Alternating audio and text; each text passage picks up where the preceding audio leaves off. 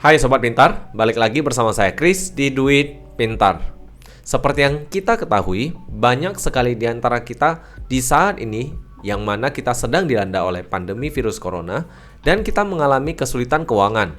Kesulitan keuangan ini bukan dikarenakan hal-hal eksternal saja, namun disebabkan juga oleh hal-hal internal seperti ketidaktersediaannya dana darurat. Dana darurat ini mungkin banyak di antara kita yang berpikir bahwa dana darurat hanya dibutuhkan kalau kita tidak memiliki asuransi, atau pada umumnya kalau misalnya digunakan hanya ketika kita terjadi sakit, kecelakaan, atau dan sebagainya. Sehingga hal ini menyebabkan banyaknya kekeliruan di antara kita yang sedang dalam tahap menabung ataupun mengakumulasi kekayaan. Di sesi hari ini saya akan coba memperjelas apa itu dana darurat, apa itu kegunaannya, bagaimana tips cara menyimpannya, dan nanti kita akan bahas sedikit standar dari dana darurat sendiri. Ayo simak sesi hari ini.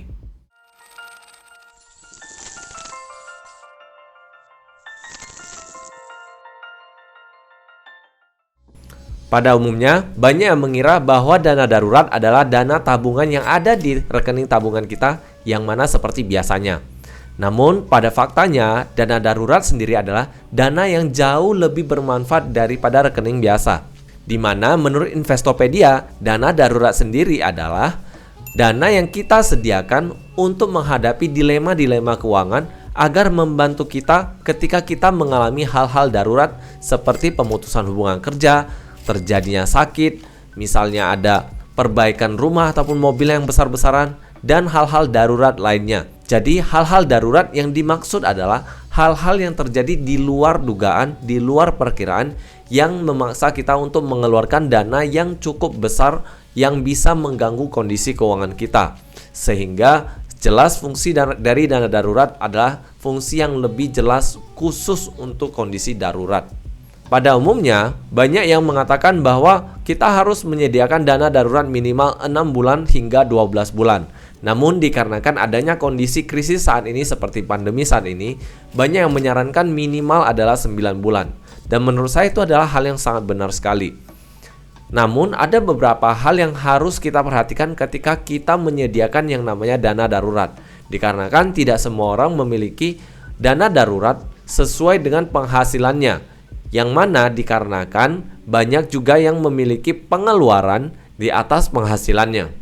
Sehingga hal ini perlu diperhatikan pula. Apabila penghasilan lebih besar daripada pengeluaran, maka gunakan angka penghasilan sebagai patokan untuk menghitung dana darurat, yaitu yang tadi 9 hingga 12 kali. Yang mana yang harus kita pastikan ada di dalamnya adalah, yang pertama adalah pengeluaran, total pengeluaran sehari-hari kita. Yang kedua adalah cicilan-cicilan dari bank yang kita punya, misalnya cicilan rumah, cicilan mobil, dan sebagainya. Dan yang terakhir adalah asuransi. Jadi kalau memang sudah ada beli asuransi, pastikan di dalam dana darurat ini terkandung cicilan asuransi pula. Mengapa harus ada cicilan asuransi? Dikarenakan kita tidak ingin ketika terjadi kondisi darurat, cicilan asuransi kita terbengkalai. Apabila premi asuransi kita terbengkalai, alhasil maka asuransi kita bisa terjadi lapse ataupun pemutusan yang akhirnya apa yang sudah kita bayarkan menjadi sia-sia. Jadi pastikan seluruh hal ini tercover ataupun tercukupi apabila terjadi kondisi darurat.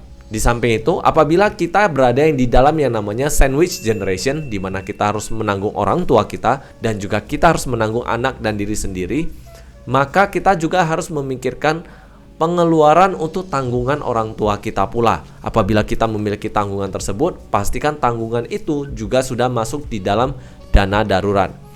Namun, mungkin banyak yang saat ini baru hendak memulai untuk menyimpan dana darurat. Menurut saya ada cara yang lebih mudah dan lebih efisien untuk saat ini yang bisa dilakukan oleh sobat pintar di rumah. Apa saja yang bisa dilakukan? Mari kita mulai dari yang paling sederhana. Jadi kalau misalnya saat ini kondisi dana darurat yang dimiliki adalah 0, maka yang bisa dilakukan adalah sisihkan dana sekitar 10 atau 20% dari penghasilan kita. Kemudian angka tersebut dimasukkan ke rekening dana darurat. Rekening dana darurat bisa kemana saja. Maksud saya kemana saja itu seperti apa?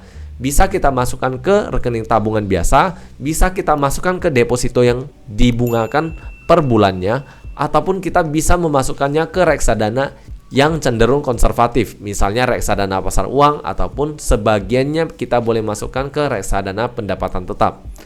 Semua hal ini belum saya jelaskan, namun saya akan jelaskan di sesi-sesi berikutnya. Jadi pastikan terus mengikuti sesi-sesi dari Duit Pintar.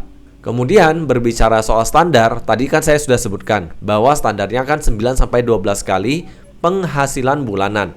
Namun seperti yang saya sudah sebutkan pula, bahwa banyak di antara kita mungkin yang baru hendak memulai untuk menabung dana darurat. Sehingga kondisi dana darurat yang 0 tadi, kita ingin mencapai garis paling minimalnya. Menurut saya nih, garis paling minimalnya yang masuk akal pula adalah 9 hingga 12 kali pengeluaran. Sehingga itu adalah angka yang paling minimal. Namun kalau misalnya bisa mencapai 9-12 kali penghasilan, itu adalah angka yang lebih baik pula.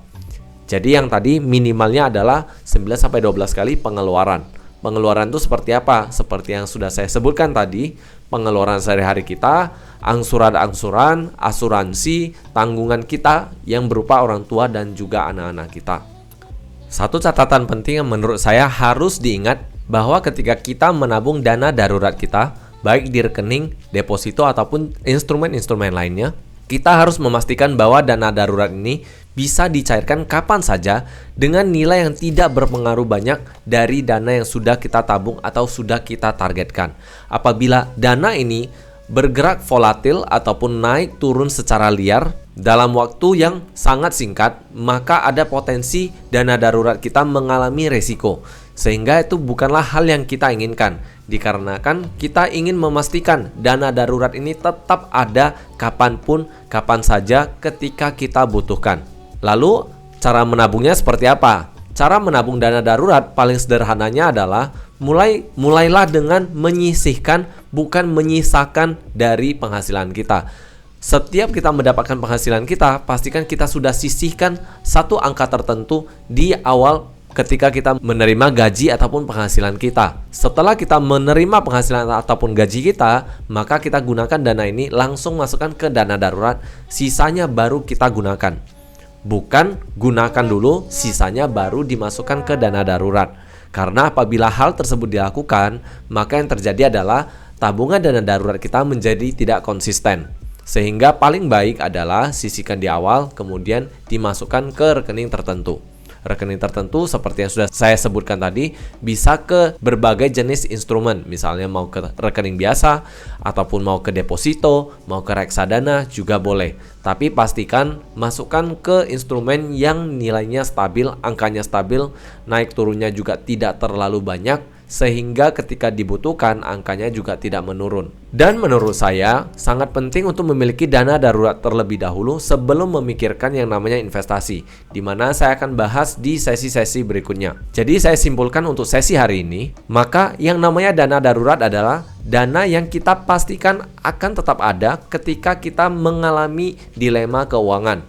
Contohnya seperti pemutusan hubungan kerja, sakit, perbaikan mobil, perbaikan rumah, ataupun pengeluaran uang lainnya yang bersifat mendadak dan jumlahnya besar yang bisa mengganggu kondisi keuangan kita. Fungsi dana darurat seperti yang sudah saya sebutkan tadi banyak sekali, yang mana semuanya termasuk dalam kondisi tiba-tiba. Dana darurat ini juga harus masuk ke dalam yang namanya pengeluaran, asuransi, angsuran, dan juga tanggungan-tanggungan lainnya. Di samping itu jumlahnya minimal 9-12 kali pengeluaran bulanan, namun alangkah lebih baiknya kalau bisa mencapai 9-12 kali penghasilan bulanan. Cara menabungnya, ingat sisihkan bukan sisakan.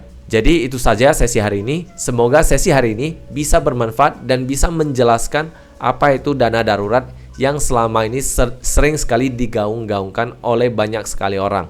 Dan saya harap Sobat Pintar bisa mengikuti seluruh sesi-sesi dari Duit Pintar, yang mana bisa memberikan Sobat Pintar lebih melek keuangan di kedepannya. Itu saja dari saya. See you in the next session. Bye-bye.